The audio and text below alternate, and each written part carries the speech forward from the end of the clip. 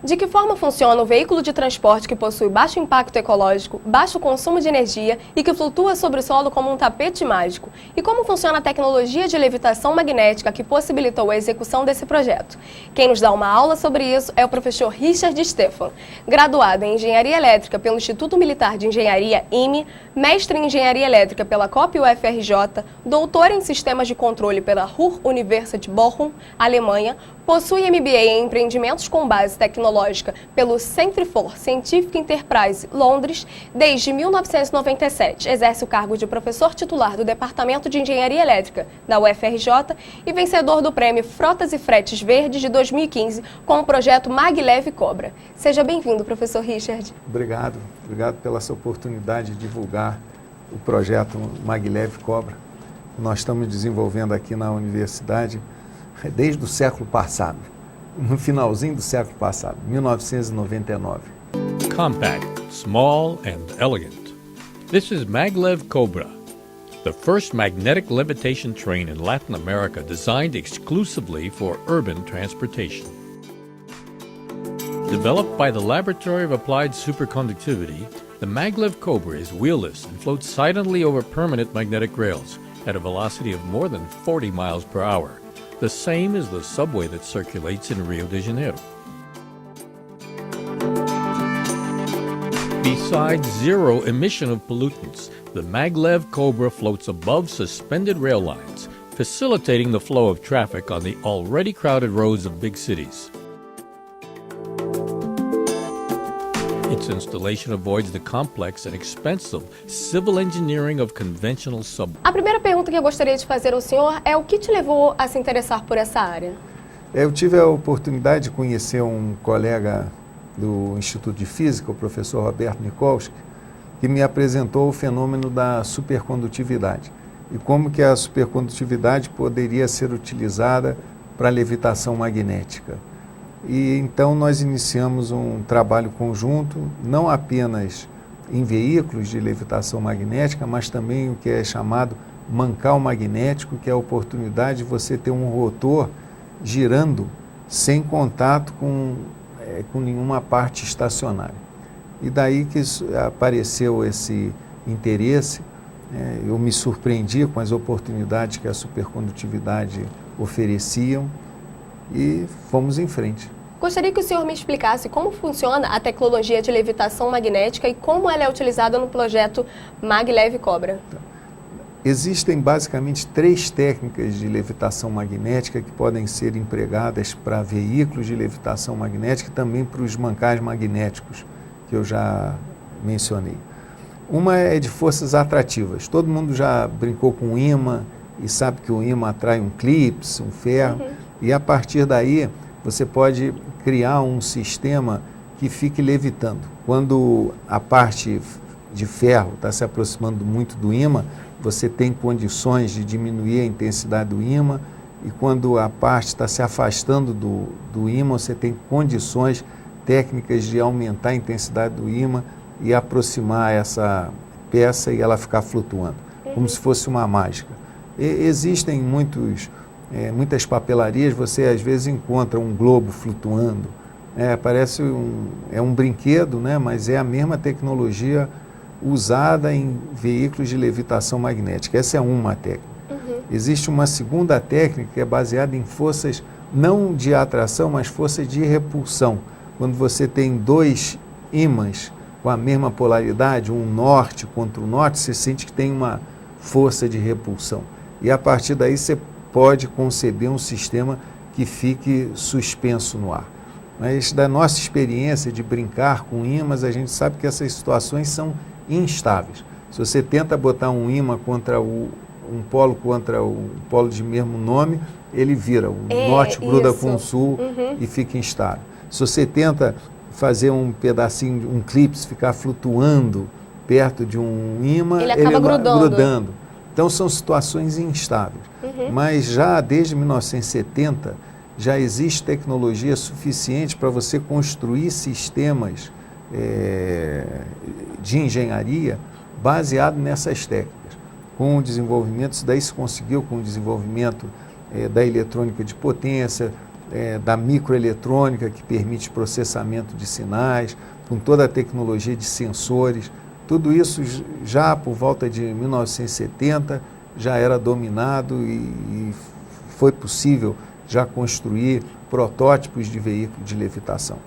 No final do século passado, por volta de 1985, foram sintetizados novos materiais magnéticos na base de terras raras e novos materiais supercondutores que podem ser refrigerados com facilidade. Que o supercondutor só apresenta as propriedades dele quando está refrigerado.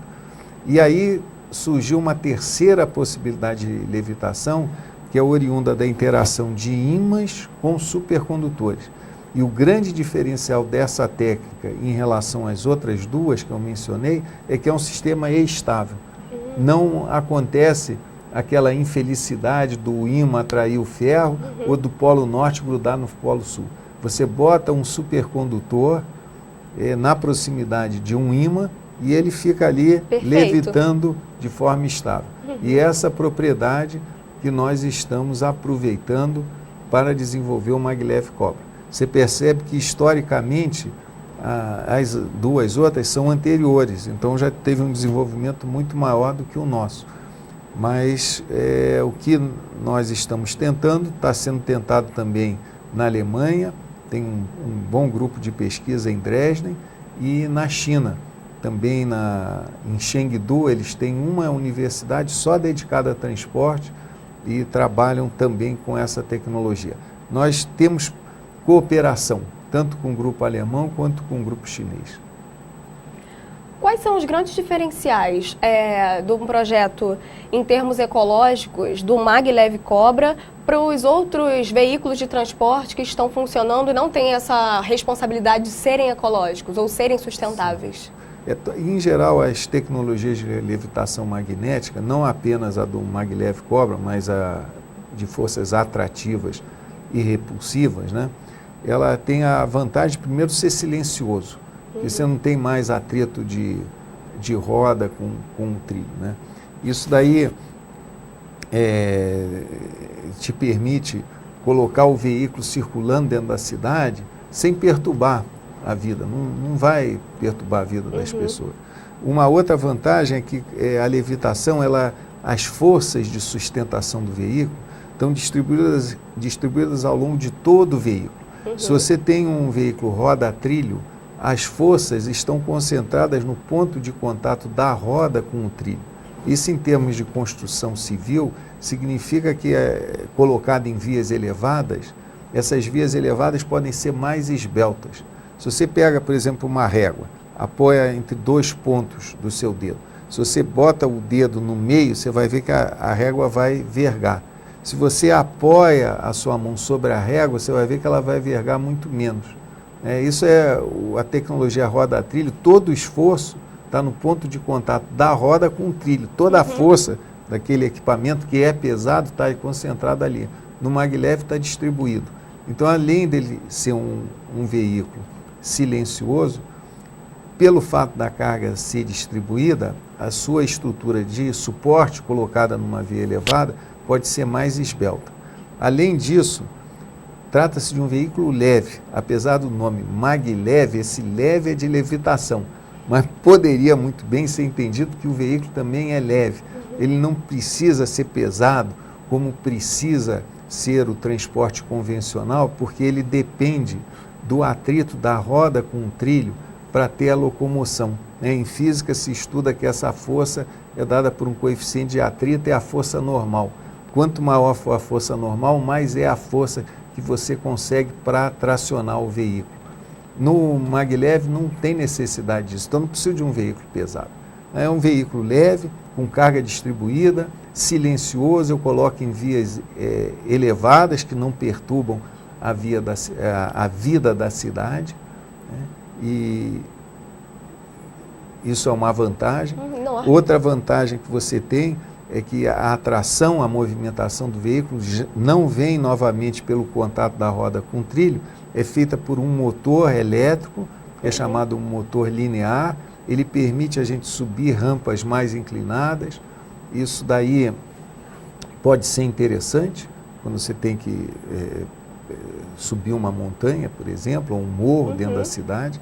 Você consegue acelerar e frear o veículo com mais rapidez. Isso significa menos tempo, se tem muitas paradas, como você acelera e freia com mais rapidez, ainda dentro do conforto dos passageiros, né, você consegue cumprir uma distância com várias paradas no meio num tempo menor.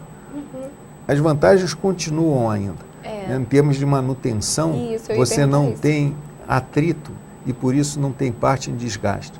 Se você quer fazer um veículo com roda-trilha que faça uma curva de raio de 50, 60 metros, o desgaste na roda é muito grande, exige manutenção frequente. A levitação você supera essa dificuldade. Até um desgaste mesmo de freio, não é? De toda a parte interna.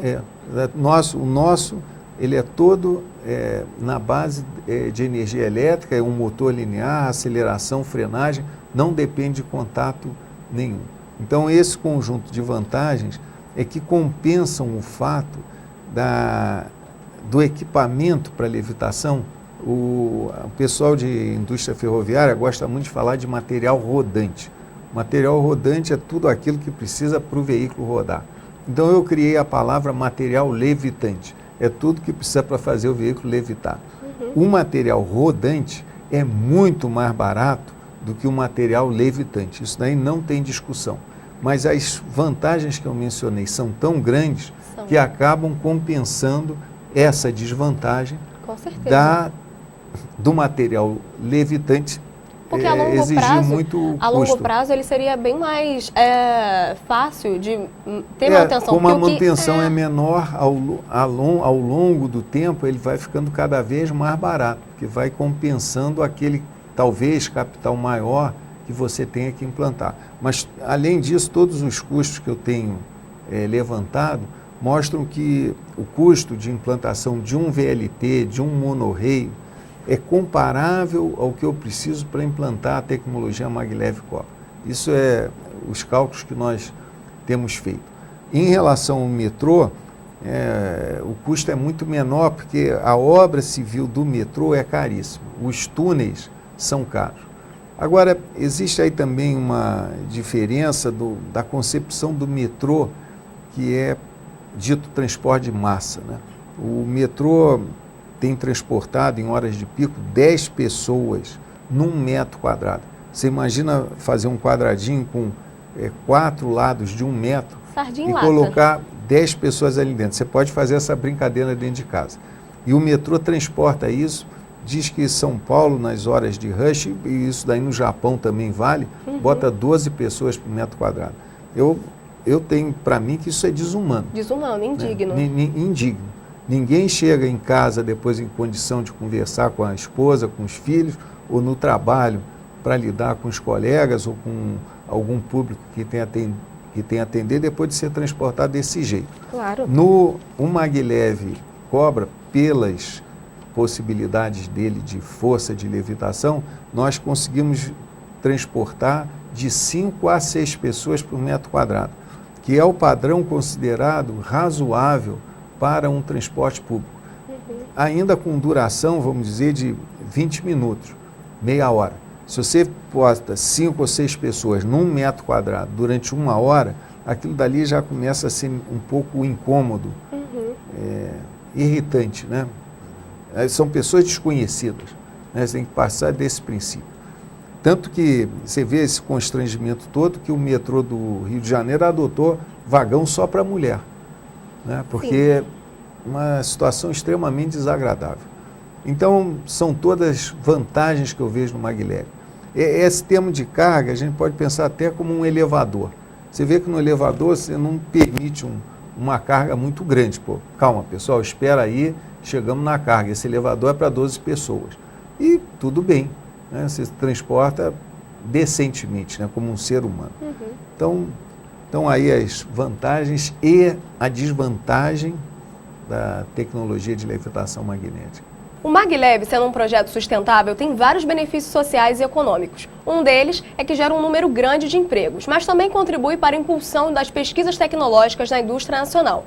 Ou seja, tem um reflexo super positivo no bem-estar social e no crescimento industrial, técnico e científico brasileiro.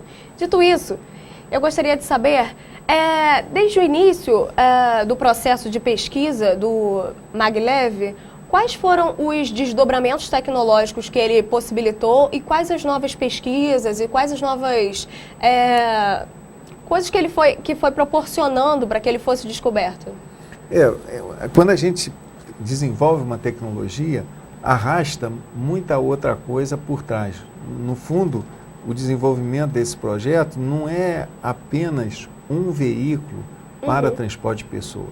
Paralelamente, nós estamos aprendendo muito em tração linear, que tem outras aplicações industriais.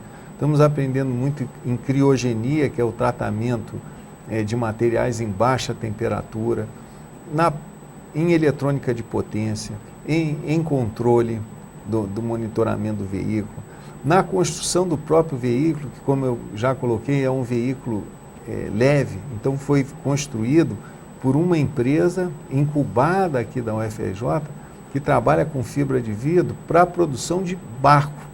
E aí eles aproveitaram tudo aquilo que tinham de experiência para fazer o veículo, nosso veículo. Estamos aprendendo em construção civil, na parte de proteção contra corrosão, o suprimento de energia através de painéis fotovoltaicos, que é uma das coisas que estamos usando no projeto para mostrar que o consumo de energia é baixo. Fazendo uma comparação, quando os Estados Unidos mandou o homem à Lua, chegar à Lua foi talvez um menor dos resultados.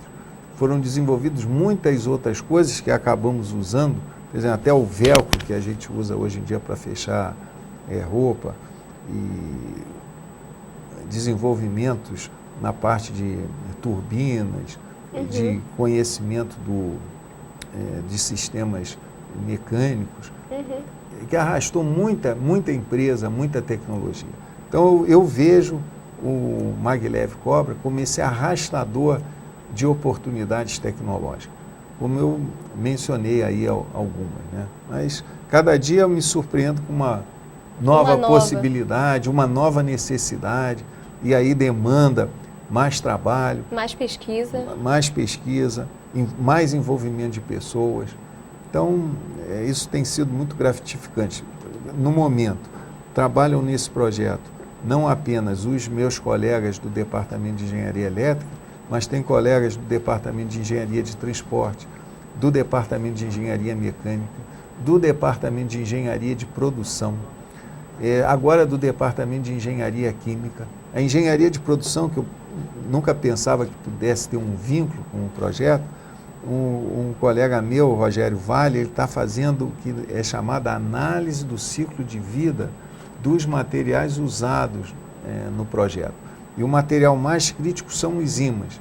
Então ele está indo estudar a quantidade de energia, a quantidade de água que precisa para extrair o minério, para separar a terra rara, para produzir o ímã, depois para transportar, para instalar e até como fazer depois a recuperação ou o que fazer com os dejetos de ímãs que venham a ocorrer. Ainda não aconteceu esse caso, né?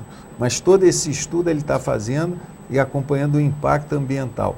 Então, é uma oportunidade única, que eu não imaginava que pudesse acontecer, né? Um colega de um departamento que, a princípio, eu não chamaria para participar do Maglev. E aí volta a parte de arquitetura, porque a concepção arquitetônica é diferente. Entra o pessoal de economia para fazer estudos econômicos, o pessoal de administração para administrar um novo sistema de transporte. Então, são várias pessoas, várias oportunidades que podem ser dadas para o crescimento de um país. Isso é uma coisa que eu acho tão evidente e me surpreendo quando isso não é colocado como uma política nacional de um país que quer ser grande. Eu acho que a ciência e a tecnologia tem que ter um lugar muito especial em qualquer país que tem que crescer. E às vezes a impressão que se tem é que essa concepção não existe, né? A educação também tem que ter um lugar primordial. Todos os países que cresceram, surpreendentemente, que é o caso da China, o caso da Coreia do Sul, e se você for pegar a história mesmo do Japão e da Alemanha, foram países que sempre valorizaram a educação, a ciência e a tecnologia. Bom, é isso aí. A gente procura dar um exemplo, né, do que isso é possível. Sim. Pode ser que a partir disso, da divulgação que vocês estão fazendo, isso daí venha a se multiplicar, né? Uhum. O Brasil agora faz parte de um seleto grupo de países que possuem a tecnologia de levitação magnética voltada ao transporte, resultado alcançado após 15 anos de pesquisa, além de possuir matéria-prima e conhecimento tecnológico. Mas eu gostaria de saber qual a dificuldade de implantar o projeto e qual a dificuldade do Brasil, apesar de ter matéria-prima, conhecimento tecnológico, de continuar e entrar nos processos de industrialização. Por que esse impasse? Ele tem tudo, mas ele não entra nos processos de industrialização. Essa sua pergunta é muito boa. Na verdade, eu acho que ela se aplica não apenas ao projeto Maglev Cobra, se aplica para muita coisa no Brasil. É uma pergunta que eu me faço com frequência, né? Às vezes procuro tentar encontrar isso daí historicamente, né? O que aconteceu com esse país que está aqui, mas se você for olhar, nós não era permitido, quando Dom João VI chegou aqui no Brasil, não era permitido ter imprensa, não podia ter indústria aqui. Então, nós fomos cerceados de pegar essa época da Revolução Industrial, que aconteceu lá por volta de 1800, 1850, ocasião em que os Estados Unidos, comparativamente à Europa, estavam se aproveitando dessa vantagem. Isso daí parece que ficou, de certa forma, marcado com a ideia de que nós somos apenas um país exportador de matéria-prima, exportador de produtos agrícolas, ideia que possivelmente ainda prevaleça em muitos setores do Brasil nos dias de hoje. Então, daí a dificuldade, que não é apenas de governo, mas também é da cabeça dos empreendedores, das indústrias, de que é possível e é vantajoso tentar fazer esse desenvolvimento, porque afinal de contas somos um país rico em matéria-prima, temos uma população exuberante, que se for bem cuidada, bem educada, vai trazer muitos frutos. Então, o que falta? Falta talvez acreditar, falta talvez apontar para exemplos, mas se você for olhar com atenção, já existem exemplos de sucesso no Brasil. Você pega a Embraer, é um exemplo de sucesso. Você pega quanta coisa não foi feita pela Embrapa, transferido para as indústrias brasileiras. O programa de álcool brasileiro, são vários exemplos de sucesso que, porque são apagados, colocados de lado. Acho que falta muito, talvez, incentivo e talvez reconhecer que existe qualificação, que existem profissionais bons. É meio que como se é bom, mas não é tão bom. Eu não sei, como se fosse uma sensação de que as pessoas têm... As pessoas, eu acho que o governo também não acredita que talvez possa crescer. Talvez a gente tenha que começar com uma política bem clara do que se pretende em termos de educação, ciência e tecnologia do Brasil. Talvez tenha uma clareza que parece que não existe. Não se ouve o clube de engenharia. Por exemplo, eu pertenço ao clube de engenharia aqui no Rio de Janeiro. Várias posições do clube de engenharia colocadas são totalmente desrespeitadas por órgãos governamentais ou tomadores de decisão, quando isso não poderia ser, né? Então, vamos trabalhando, né, para mostrar que não tem uma saída que não seja por essa vertente. E olhando os países que deram certo. Uhum. E todos os países que deram certo, todos se voltaram para a educação, ciência e tecnologia. Então, eu acho que isso explica Por que que toda essa riqueza que nós temos, todo esse potencial que nós temos, acabam não se revertendo em produtos tecnológicos. E várias empresas brasileiras você vê serem vendidas. Exemplo, o chocolate Garoto, que era uma indústria brasileira, foi vendida. A White Martins, que era uma empresa brasileira, foi vendida. E atualmente a participação dos produtos industriais no produto interno bruto do Brasil está decaindo, em vez de estar crescendo. Então, a política tem que ser orientada para reverter esse quadro, se nós desejarmos ter um país realmente rico, né? E o projeto Na Maglev população. Cobra entra? Eu trabalho no projeto Maglev Cobra com prazer pelo fato de ser um exemplo. Eu me esforço para mostrar que é possível. Eu quero mostrar que é possível. Ou eu quero chegar a um ponto de que não vai se mostrar possível, apesar de todos os esforços dos meus colegas da COP, que a diretoria da COP sempre me apoia, a diretoria da Escola Politécnica, tem apoio de vários colegas. Se nós chegarmos a um ponto que não deu, vai ficar mais claro a resposta para a sua pergunta. Eu vou ter, olha, não deu certo por causa disso. Até o momento, o tempo de desenvolvimento nosso está comparável ao tempo de desenvolvimento do que ocorreu em projetos semelhantes em outros países. Pegando a Coreia do Sul, eles têm um desenvolvimento de um veículo de levitação magnética. O projeto deles começou em 1990. Eles conseguiram implantar, ligando o aeroporto de Seul a uma estação ferroviária, uma linha de 7 quilômetros. Agora, em 2016, nós começamos 10 anos depois. Então, se nós tivermos o nosso veículo operando em 2026, numa linha de 8 quilômetros, nós estaremos na mesma velocidade que a exuberante Coreia. Então, até o momento, eu lutei, claro, mas não posso me queixar. Recebi apoio da FAPERJ, recebi apoio do BNDES, recebi apoio,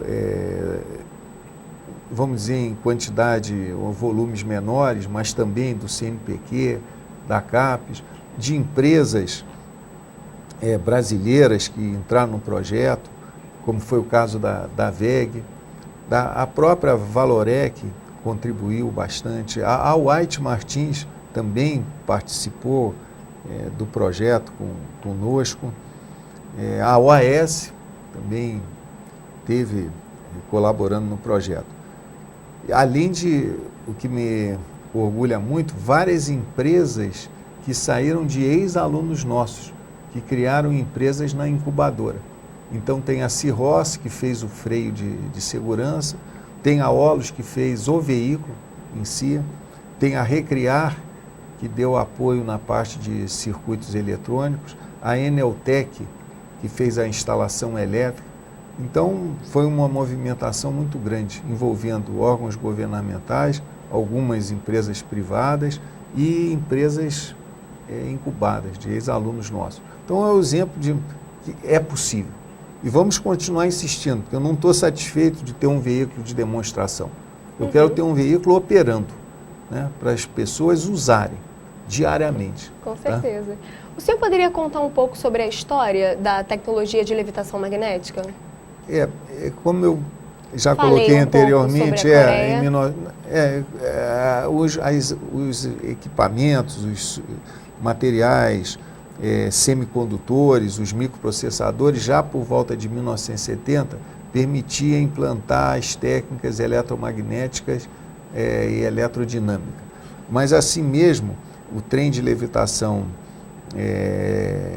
eletromagnético de alta velocidade só foi implantado em 2005, num projeto na China. Em 2003, um projeto na China ligando o aeroporto de Pudong ao centro da cidade. O veículo vai até 450 km por hora, mas é um trecho curto, de 30 km.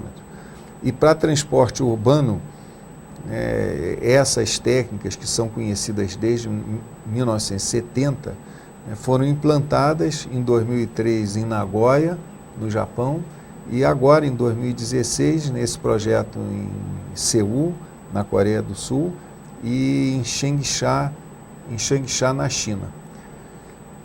Então, essa é a evolução do maglev. Tá? Nós estamos começando, é pouco conhecido ainda. Como os trens de alta velocidade, roda-trilho, né, que hoje em dia se quer bastante, né, aqui no Brasil se discutiu muito a ligação Rio-São Paulo com trem de alta velocidade, tem o Shinkansen lá no Japão, tem o ICE na Alemanha e tem o TGV na França. Então, são todos trens que andam a 300 km por hora, isso usando roda-trilho. No começo, o primeiro foi em 1964, no Japão. Eles inauguraram o primeiro trem de alta velocidade, roda-trilho, nas vésperas das Olimpíadas, que iam ocorrer lá no Japão. E naquela época foi o primeiro projeto. Hoje em dia tem muitos projetos de trem de alta velocidade. A China mesmo está cheia de projetos de alta velocidade. Eu acredito que com o maglev, a tecnologia de levitação magnética, não apenas essa, mas as outras também, isso daí venha a deslanchar. Né? A partir de agora, já temos 4 projetos operando comercialmente, outros vão aparecer. Então, mais ou menos isso dá a história do maglev. Como funciona o desenvolvimento de um produto de base tecnológica, desde o seu projeto e a sua concepção até chegar no produto final, que pode ser seguro e oferecido para a sociedade? Essa sua pergunta também é muito interessante, sabe? Porque há 1 ano atrás eu aprendi que a NASA estabeleceu uma classificação para o desenvolvimento tecnológico, porque a NASA tem que fazer um produto que nunca existiu e tem que funcionar. E eles fizeram a classificação em 9 níveis, que é chamado TRL, de 1 até TRL 9. Esse desenvolvimento hoje em dia já é uma norma brasileira.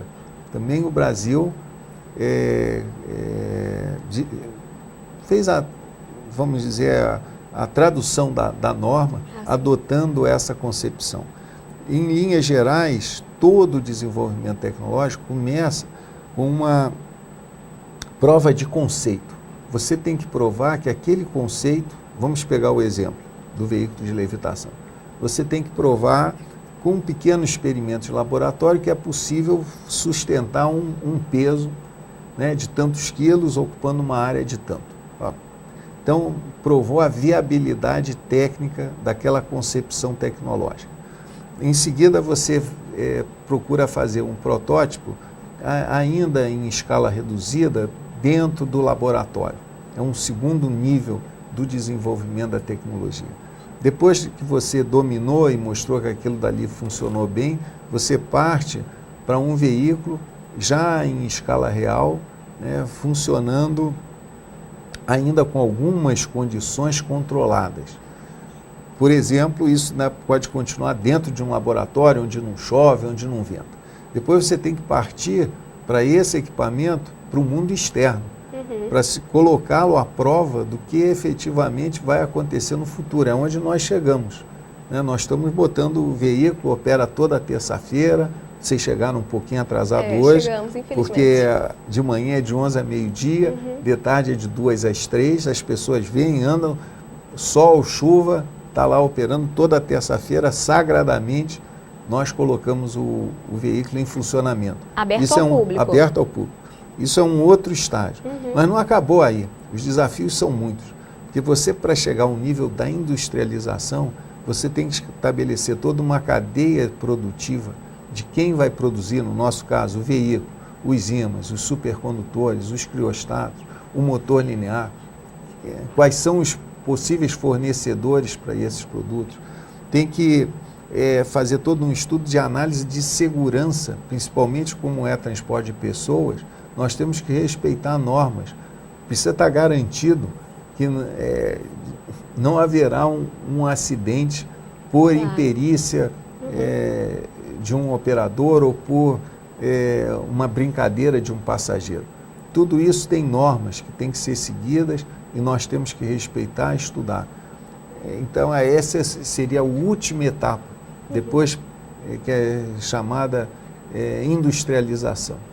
Então você começa desde uma prova de conceito, um experimento em laboratório, modelos em escala reduzida, ainda dentro de laboratório, modelos em escala real, uma parte ainda com a atmosfera, um ambiente controlado, depois você expõe isso às situações mais próximas da realidade, e aí é onde nós estamos, né?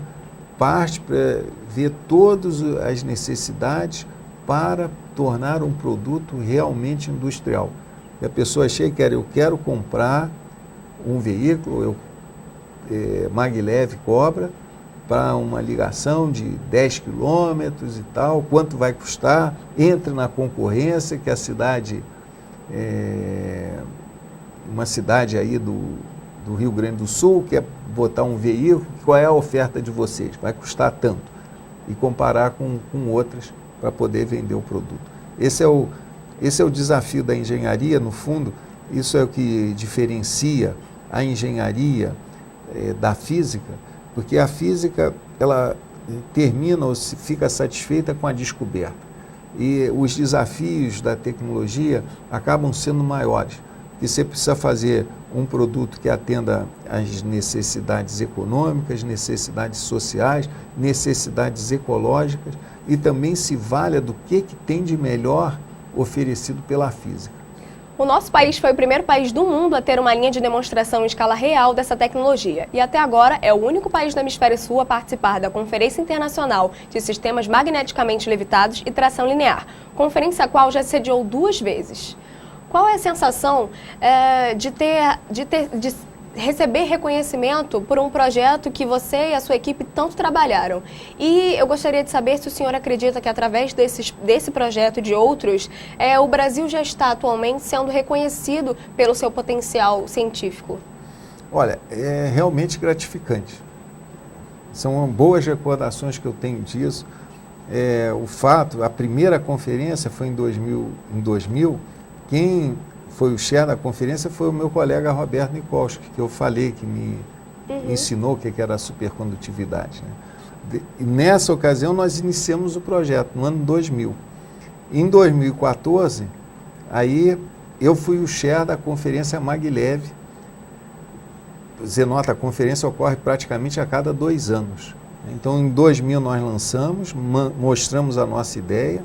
Em 2014, no último dia da conferência, foi no dia 1º de outubro de 2014, uma data inesquecível para mim, nós mostramos o maglev. E o curioso, eu não tinha planejado isso, mas depois eu vim aprender que no dia 1º de outubro de 1964, exatamente 50 anos antes, os japoneses inauguraram o Shinkansen, que foi o primeiro trem roda-trilho de alta velocidade. É uma coincidência de datas incrível, né? E aí os alemães, coreanos, japoneses, brasileiros também, né, estiveram aqui na conferência, andaram no veículo. E agora a última conferência foi em Berlim, em setembro passado. Eu estive lá apresentando o projeto, a evolução, as coisas como melhoraram. Existe interesse de cooperação. Estamos nos aproximando bastante do projeto com os chineses. Então, também me emociona quando eu vejo a criançada vindo visitar um maglev e se entusiasmando, vendo que é legal estudar engenharia, fazer técnica, que o camarada não vai ser um nerd, um camarada desligado, vai ser um sujeito engajado com a vida, com os problemas da vida, com o lado humano. Não é um sujeito, uma pedra que só pensa em cálculo, em número. Ele está calculando, raciocinando, mas com o objetivo da pessoa lá no final. Então, olha, eu não pensava que ia ser tão legal, tá? Quando eu comecei. Muito obrigado, professor Richard, pela entrevista. E o senhor gostaria de deixar algo disponível para que as pessoas viessem conhecer o maglev? Sem dúvida. Mas antes eu quero agradecer à TV Juliano Moreira e à Unigran Rio, né, por essa oportunidade. Eu gostaria muito de receber alunos da Unigran Rio ou do grupo da TV, para visitar, andar no veículo. É toda terça-feira, das 11 a meio-dia e de 2 às 3. É um pouco antes do almoço e um pouco depois do almoço. Nós estamos situados aqui na ilha da cidade universitária do Rio de Janeiro, é conhecida como Ilha do Fundão, um nome meio feio, mas é conhecido com esse nome, no Centro de Tecnologia, e talvez como uma referência pode-se colocar Bloco H do Centro de Tecnologia. Mas chegando no Centro de Tecnologia, falando do maglev, ou falando do trenzinho, às vezes o pessoal gosta de dizer o trenzinho, eu já uma vez fiquei meio chateado, pô, trenzinho, mas não, é uma forma carinhosa de chamar, que ele chama Ronaldinho, né, as pessoas que você gosta. Então, tudo bem, visitar o trenzinho, sabem onde é, aí indicam, mas o nome oficial dele é Maglev Cobra. Mag de magnético, leve de levitação. Coincide com o inglês, que magnetically é magneticamente. Né? Levitated, que é levitado. É magneticamente levitado, é a sigla internacional para essa tecnologia, e nós acrescentamos uma palavra brasileira, que é cobra, que dá a ideia de uma serpente, né, que ela se movimenta subindo e descendo árvores, fazendo curvas, e o veículo, como os módulos são pequenos, de 1,5 m, os vagões, né, nós conseguimos fazer curvas de 50 metros. Isso foi testado dentro do laboratório. A nossa linha experimental é praticamente uma linha reta com uma pequena inclinação. Mas a vinda aqui é interessante para a pessoa perceber, ver que é possível isso daí, senão não acredita. Agatha Ariel para a TV Juliano Moreira.